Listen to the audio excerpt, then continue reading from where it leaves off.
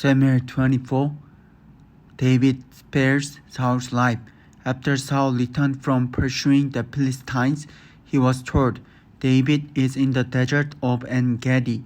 So Saul took 3,000 able young men from all Israel and set out to look for David and his men near the crags of the wild goats. He came to the sheep pens along the way.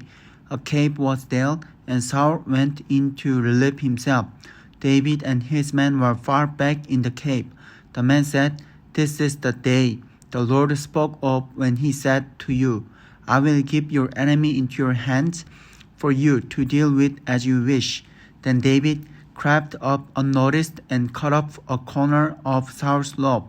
Afterward, David was conscience stricken for having cut off a corner of his robe.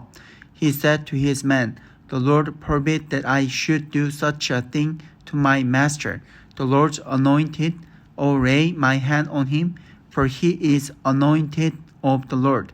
With these words, David sharply rebuked his men and did not allow them to attack Saul. And Saul left the cave and went his way.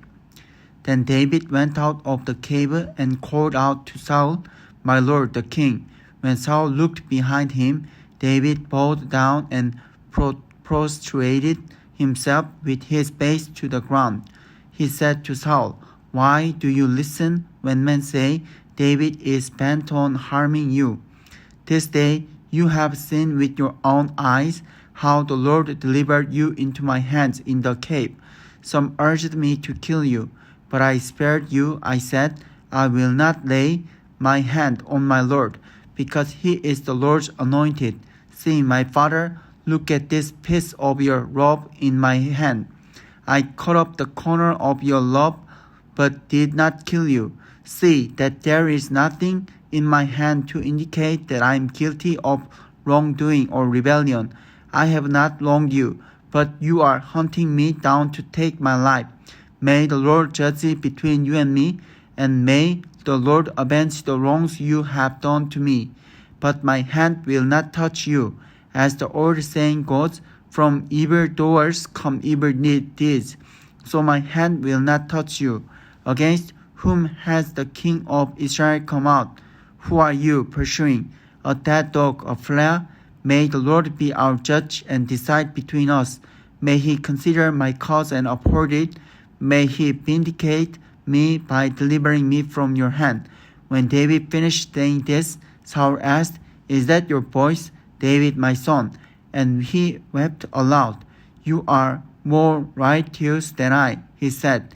"You have treated me well, but I have treated you badly. You have just now told me about the good you did to me. The Lord delivered me into your hands, but you did not kill me.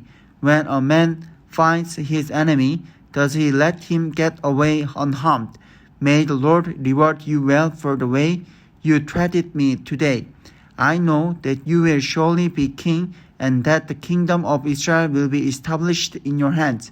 Now swear to me by the Lord that you will not kill off my descendants or wipe out my name from my father's family."